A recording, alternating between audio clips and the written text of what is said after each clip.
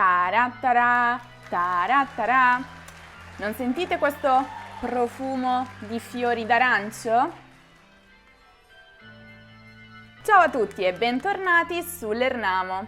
Come avete potuto intuire, oggi parliamo di matrimonio.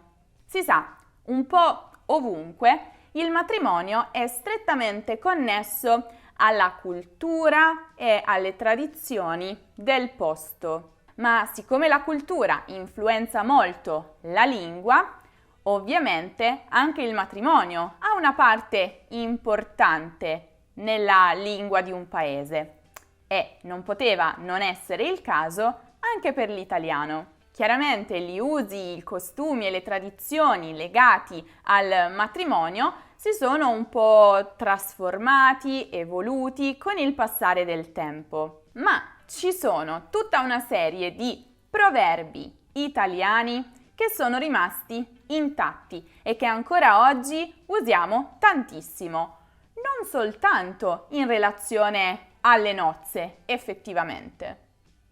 Restate là perché in questo video ne vedremo 10, quelli più comuni usati, possiamo dire, quasi ogni giorno dagli italiani. Tra moglie e marito non mettere il dito. Questo proverbio indica che non è opportuno intromettersi nelle questioni che riguardano i coniugi, la coppia. Quindi, insomma, questa espressione è utilizzata come un invito a non esprimere commenti e giudizi su una questione privata che riguarda la coppia, perché solo il marito e la moglie sono a conoscenza di tutti i dettagli e del contesto. Ho provato a dare un consiglio a entrambi mentre litigavano, ma alla fine ho solo peggiorato la situazione. Così ho imparato la lezione. Tra moglie e marito non mettere il dito. Moglie e buoi dei paesi tuoi. Cosa significa questo proverbio? Significa che è meglio sposare una persona del tuo stesso paese o territorio. Vista la presenza della parola buoi nel proverbio, è molto evidente che questo proverbio abbia un'origine contadina e risale all'epoca in cui i buoi avevano una funzione molto importante, quella di sostenere la famiglia, di garantirne il sostentamento economico. Per questo conveniva acquistare quelli locali, di cui si poteva accertare la qualità.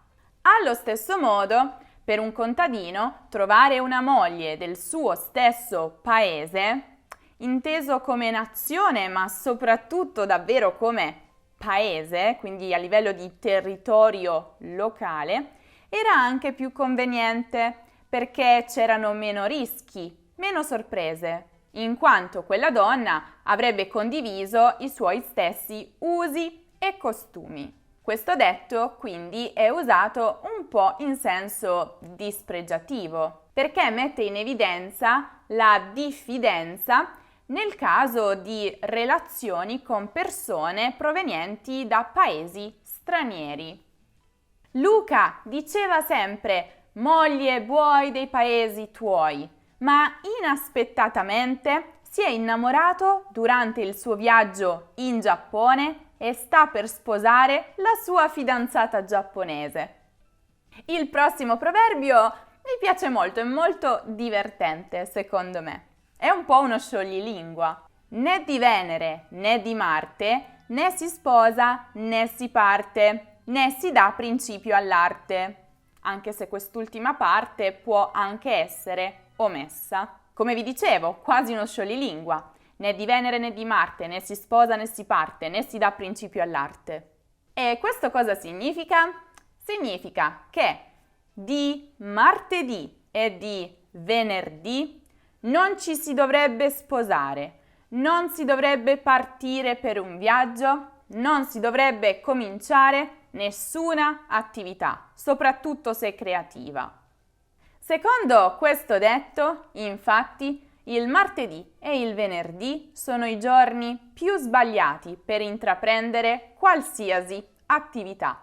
Questo perché in origine il martedì era il giorno di Marte, dio della guerra, e quindi era più opportuno non cominciare nulla in questo giorno perché ogni azione si sarebbe potuta trasformare in un fallimento. Cosa molto simile per il venerdì anche, che secondo la tradizione era il giorno in cui sono stati creati gli spiriti maligni. Quindi insomma questa espressione è molto scaramantica, superstiziosa e si basa sul concetto della sfortuna, che viene applicato anche al matrimonio. Marco e Sofia si sono sposati di venerdì 17 e ora stanno per divorziare. Non mi stupisce. Già il 17 porta sfortuna, ma poi di venerdì. Lo sanno tutti che né di Venere né di Marte né si sposa né si parte. Dio li fa e poi li accoppia. Questo viene detto di una coppia di persone che sono tanto simili, in accordo e in sintonia, che sembra che la loro unione sia stata pianificata da Dio. Il proverbio ha, come spesso succede, origini antiche e popolari. Generalmente, infatti, due persone che condividono degli aspetti caratteriali o che hanno molte passioni in comune scelgono di passare tutta la loro vita insieme sposandosi, quasi come se Dio li avesse creati apposta per poi metterli insieme. Molto spesso però, soprattutto ultimamente, questo proverbio è usato anche in senso ironico e sarcastico. E non soltanto per due persone che sono in una relazione sentimentale. Infatti si usa molto spesso per una coppia di persone che insieme ne combinano di tutti i colori. Avevo invitato Giulia e Marco al cinema per guardare una commedia così divertente uscita qualche giorno fa. Ma loro sono così noiosi e guardano solo i documentari. È proprio vero. Dio li fa e poi li accoppia. Matrimonio all'improvviso, o inferno o paradiso. E questo, come potete immaginare, significa che un matrimonio deciso molto velocemente può riuscire o molto bene o molto male.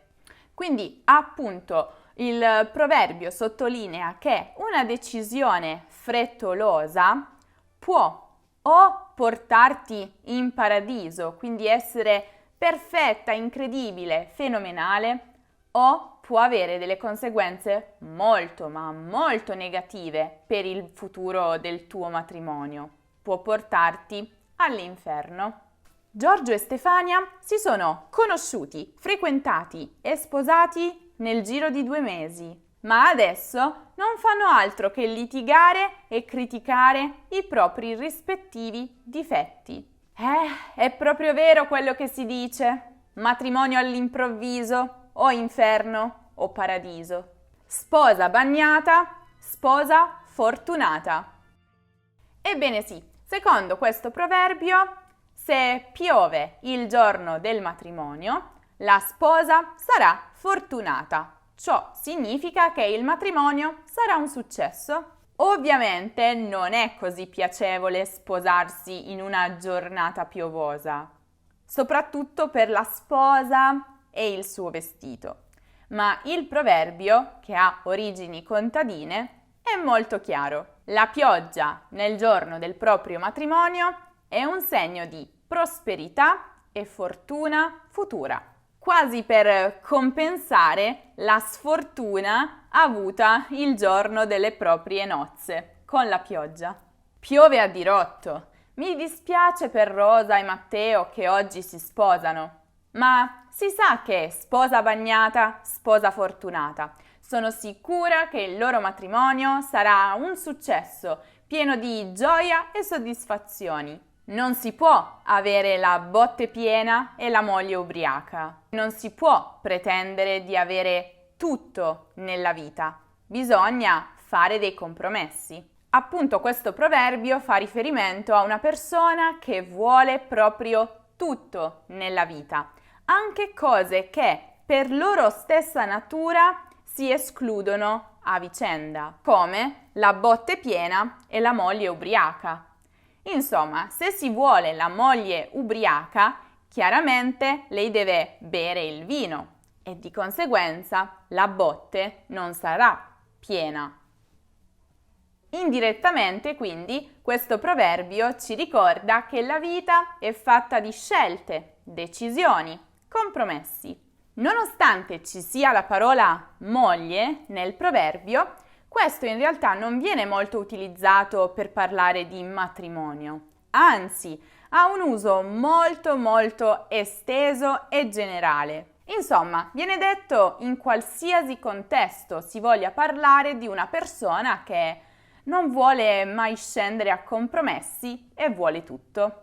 Giuseppe vuole un buon lavoro con uno stipendio alto, ma anche tanto tempo libero. Però non riesce a trovarlo. Ovviamente, non si può avere la botte piena e la moglie ubriaca. Se son rose, fioriranno. Questo significa che non si sa quello che accadrà nel futuro, ma una cosa è certa, per vedere dei risultati c'è bisogno di tempo. Poi, se una cosa è destinata ad accadere, accadrà. Secondo questo detto, che è sicuramente tra i più conosciuti e usati in questa lista, solo il tempo permette di stabilire se una questione importante, come per esempio il matrimonio, sarà un successo oppure no. Quindi, come accennavo prima, è molto connessa all'idea di fato e destino. L'idea è, se una cosa è destinata a riuscire, riuscirà. Se tu hai effettivamente piantato delle rose, quelle in primavera fioriranno. Laura è uscita con Antonio sabato scorso. Sembra che la serata sia andata bene e che si siano divertiti. A me sembrano una bella coppia, ma vedremo, se son rose fioriranno. Chi si somiglia si piglia.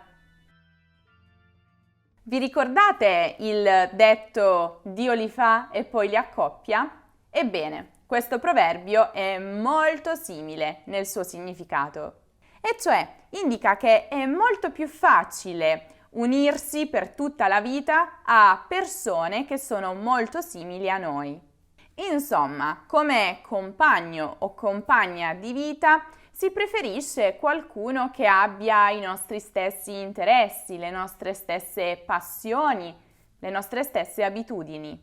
Paolo è un pazzo, fa bungee jumping, scala montagne, fa paracadutismo e anche immersioni. Però la sua fidanzata ama l'avventura tanto quanto lui. Sono due folli, ma si amano.